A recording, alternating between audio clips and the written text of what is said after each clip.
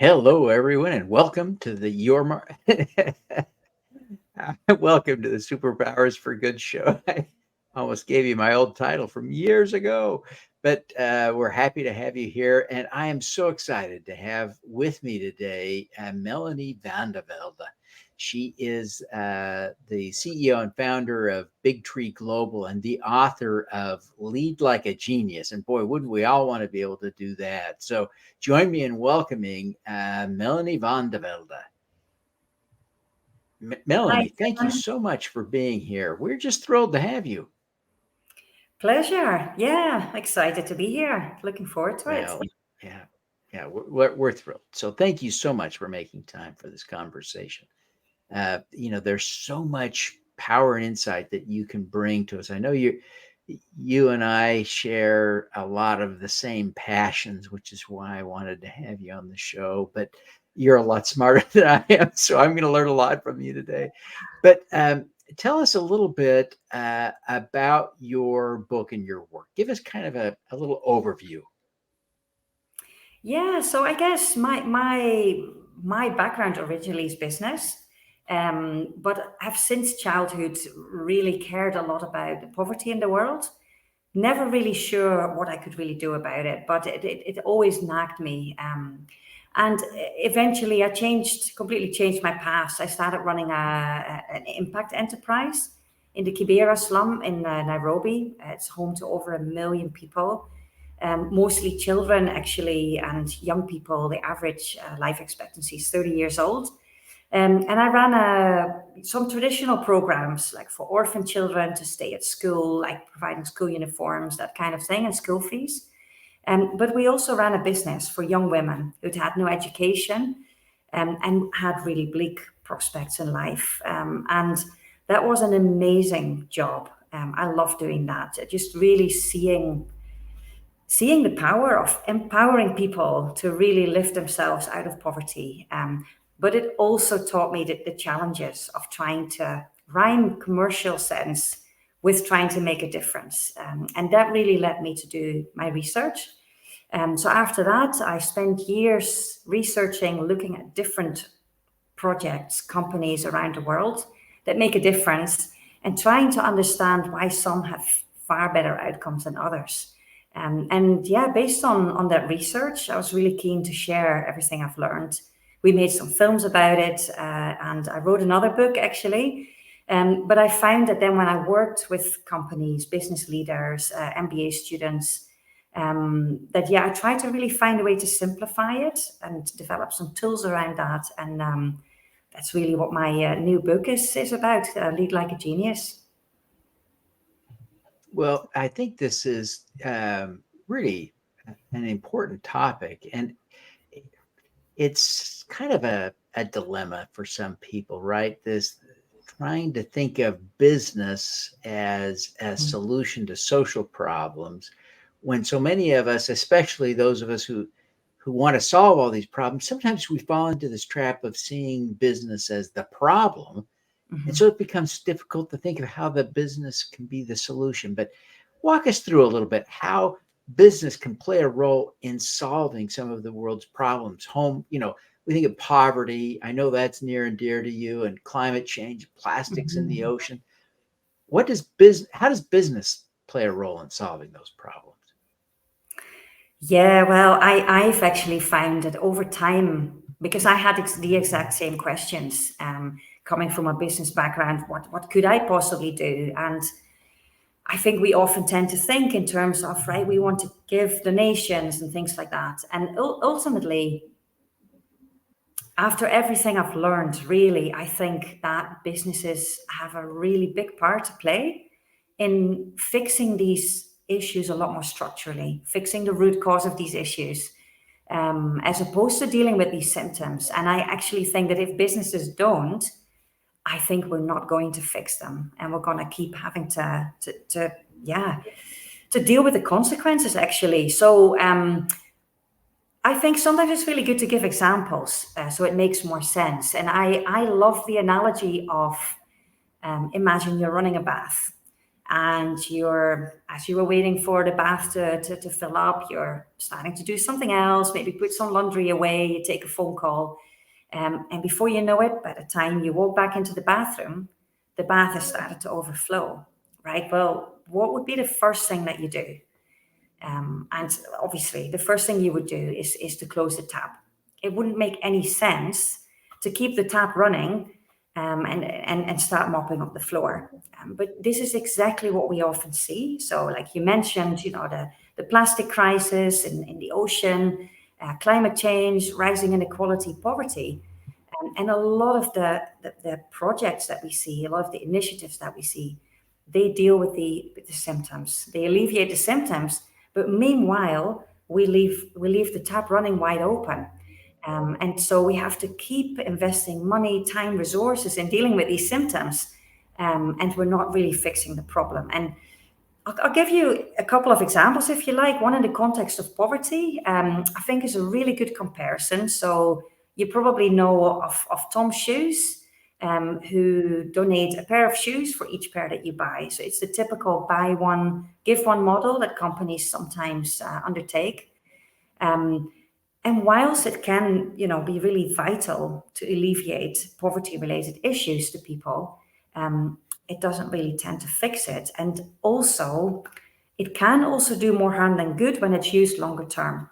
So when secondhand donations ramped up in Africa, for example, over 50% of people in the local textile industries lost their jobs as a consequence. So it can disrupt local economies, but it can also create adverse psychological impacts such as depression, despair, and lack of self-esteem, and things like that. So if you compare it to a whole different example called SoleRebels, it's Africa's fastest growing footwear brand, founded by an Ethiopian businesswoman called Bethlehem Tilahun. And she rightly asks, if you give a child a pair of shoes and it grows out of it, it wears out, then what does it have? But if you give parents a job, the whole family will always have shoes. And that's exactly what she does. So she has opened up manufacturing facilities in areas in Ethiopia that really need economic generation, development, and she pays their staff over 3 times the industry average wage. So it's a much more structural solution. And if you think about poverty, if you think about inequality, essentially, if we want to tackle the root cause, it takes two things. The first really being empowering people to contribute their talents, their skills, to make a living. And the second part is what I call just payments. But that doesn't mean paying everyone the same. It's, for market incentives to work, it's really good to recognize different contributing factors, such as taking more effort, more risk, bringing more talent, more skill, working harder, but paying people just prices. So really reflecting the contributions that are made. And if we do that, and that is essentially a real role of business, we would tackle poverty, rising inequality, social exclusion at its root. And we would have to deal a lot less with the symptoms by charitable donations or welfare, for example. So that's really a good example, I think, in the context of poverty. And if we translate that into the more environmental side, it works exactly the same. So you were mentioning the plastic crisis. So I don't know if everyone is aware, but the current estimates are that if trends continue, there will be more plastic in our oceans than fish, if measured by weight, by 2050.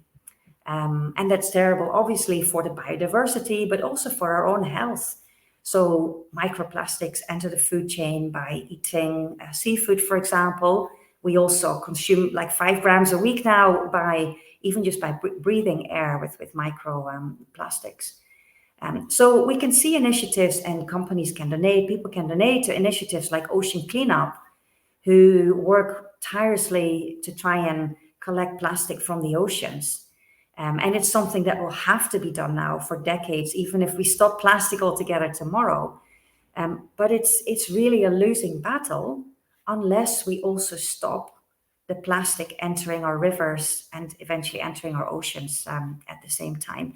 And so we can see some amazing innovative solutions around the world, like Dykel in Berlin, who tackle plastic in the nappy sector in a beautifully circular way, for example. And there are many other really good examples of businesses that do that. And I think that's really where we will see the solutions to genuinely fix the issues that we're already facing and others that are on their way. Yeah, and you have also written, and I appreciate that. You just, so much profound wisdom there in what you were saying. But you also have argued, I believe, that there are specific models that can help people be more effective at this work, right? That they can have impact faster, better, stronger. Tell us a little bit about that before we go to break quickly. Okay, so yeah, so I think there are a range of factors why some businesses have a far better impact return. So they'll get like a 200 to 400% better return in terms of impact, a much deeper transformative impact. And there are several factors that kind of focusing more on the root cause, really honing in on those sustainable development goals that are more aimed at that is one of the factors. But I would say there are a few others, and one other one that I think is always quite important to emphasize is it needs to be balanced with also really good commercial sense at the same time. And that is the tricky part, isn't it? Because yeah, we are so wired. I don't know if you've come across this, but the human brain is wired that when we see opposites, we want to see one or the other. And similarly, we'd like to see a business that does a little bit of good, or we'd like to see a social business where money isn't really that important. But where we see the best results, so the initiatives that have the best returns, that have the most transformative impact, but that also do much better as a business, have a much stronger financial platform, are those that do both as part of a whole. And that's also why the title of my book, Lead Like a Genius, that is exactly what geniuses like Einstein, Mozart, Picasso, Da Vinci have in common. They combine the opposites as part of a whole. And it sounds a little bit abstract. In the book, there are loads of examples that try and illustrate that. And the tools in the book are a kind of simplified way to focus questions and really tease out initiatives that fit around that. But if I have to kind of say it in a nutshell, it is really those two things. And maybe just to give you an example to make it a bit more concrete, there's an amazing restaurant if you're ever in London called Brigade, the Brigade Bar and Bistro. It's near the London Bridge, and it's in Tooley Street, and it's an amazing bar and bistro. Yeah, just somewhere where people love to go. Great ambiance, excellent food, and the founder, the CEO, he's an award-winning chef. And so, what you don't really realize when you actually eat in a restaurant is that they also about 25% of their staff, and they have an affiliate foundation where they train hundreds of apprentices over the years who have faced homelessness or whose lives have really unraveled with mental health, for example. And they empower people into meaningful employment. And we know of projects like that, but they achieve a 300 to 400% higher success rate in doing that, in getting people from really difficult situations into great jobs. Like Michael Chance, the guy I spoke to, he used to be in prison, just ran into some difficulties when he was young, and now got himself a job into the prestigious Savoy Hotel in London. So a real transformation. And the reason why they have these I think, exceptional successes and success rates is that they do both. It's they don't overemphasize that mission. It's not all about that. It's about, first and foremost, customers have an amazing experience, amazing food, but at the same time, as a kind of well balanced package, they pursue their impact mission at the same time. That's a great example. Well, thank you for sharing that powerful example that helps to illustrate your message. Um, We're going to be right back. We're here with Dr. Melanie Velde, and genius, and we're excited to have her. We're going to come back in a minute after these messages to talk to her about her superpower. So stick around. Don't miss the opportunity to hear from crowdfunding luminary Sherwood Neese of Crowdfund Capital Advisors at the next Super Crowd Hour webinar on October 18th at 1 Eastern. Woody will share the implications of reaching the $2 billion funding milestone in the regulation crowdfunding market. Register today at thesupercrowd.com. Want to learn from the world's great changemakers? Find your superpower. Subscribe to the Superpowers for Good newsletter at superpowersforgood.com. Make your strengths into superpowers that will change the world. Join the super crowd today. Superpowers4good.com. Hi, I'm Julianne Meyer, the host of Own Your Wellness, and you can watch my show on Mondays and Thursdays from 4 to 5 p.m. Pacific on Achieve TV right here on E360 TV. Remember, there's more to health and wellness than broccoli and burpees.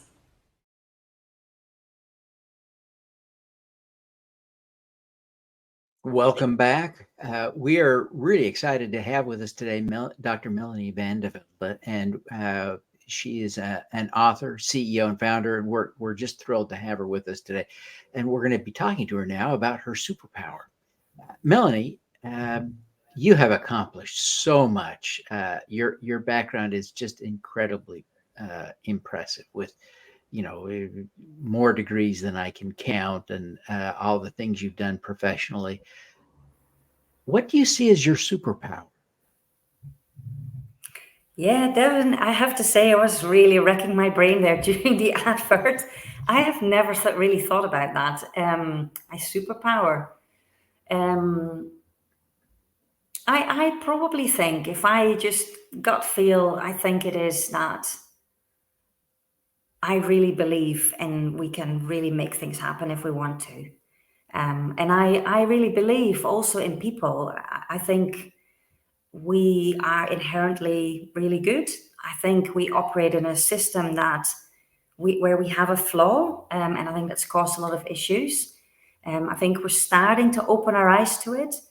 But yeah, I think that belief in the good in people, I think is, that's the thing that comes up for me first. Yeah. Well, that's fascinating. As I think about it, I happen to be reading a book called Humankind right now that makes this point, that the world is full of good people. That is our inherent nature, is that we are good, and yet we oftentimes think of people as being bad, and we need to be controlled and managed. And maybe that isn't true. But how do you apply that, and what comes from believing in the goodness of people? How can you maybe give us an example?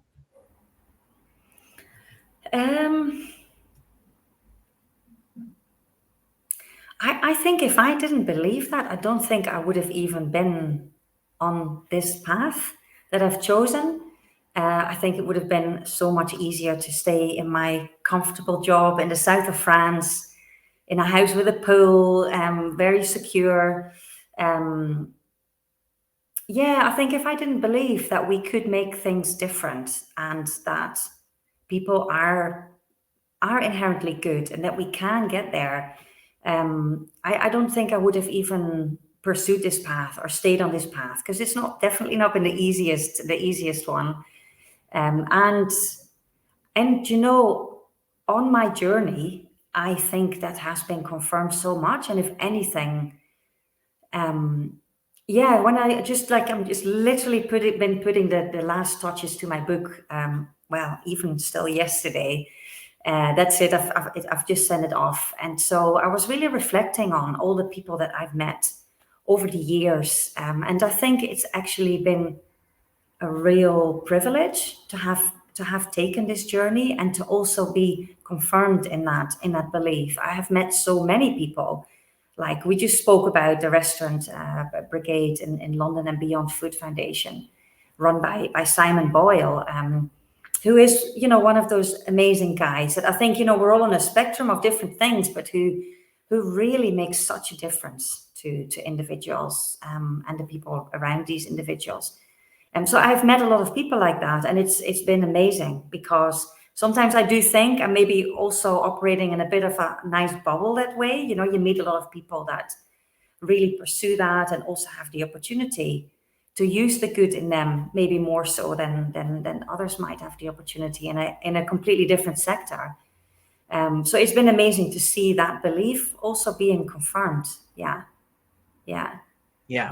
Like meeting yourself just now, Devin. You know, someone else who's who's doing that on a daily basis. Yeah. Well, it is a wonderful thing to believe in the goodness of humanity, especially when we see challenges. I mean, we can't ignore that the news is full of bad news about people often misbehaving. What's hard for us, I think, sometimes to process is that those are exceptions and not the rule. That's why it's interesting in part, right? Mm-hmm. But tell us, Melanie, how have you and how would you encourage others to develop this view of the world? It's challenging for some people who focus on problems. A lot of us in this space, right? We're so focused on solving problems that brings a lot of our attention on the problem. And then we lose faith in humanity. How do you restore that belief that in the goodness of people?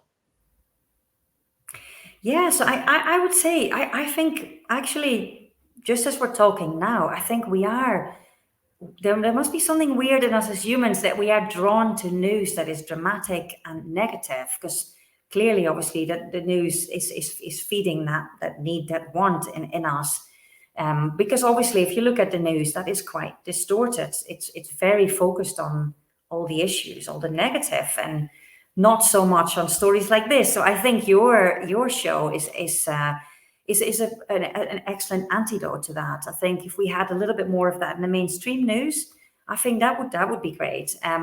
But so yeah, to encourage people. So for me, very much kind of my kind of drive in my work now, also when I work with business leaders or MBA students, for example, is very much focusing on these inspirational examples and really showing that it's possible. You know, you can actually pursue this positive path. You can fix things, and it's not even just fixing things, but you can have a real positive impact. And I do think, you know, you must see that a lot as well, that people are more searching for that. They are looking more for a purpose. They want to make a positive impact on the world. Obviously, people also want security and they need other things, but where they can, they would like that. So I personally think that is really what's driving me, and I think that's where my kind of skills come in, and my background and all the things I've learned is really showing those examples where it really is working. Because there are also, I'm not saying it's a fairy tale and every project works out. There are lots of examples that really struggle, including my own experience in Kenya. It was very, very challenging, and I had to learn a lot of lessons the hard way.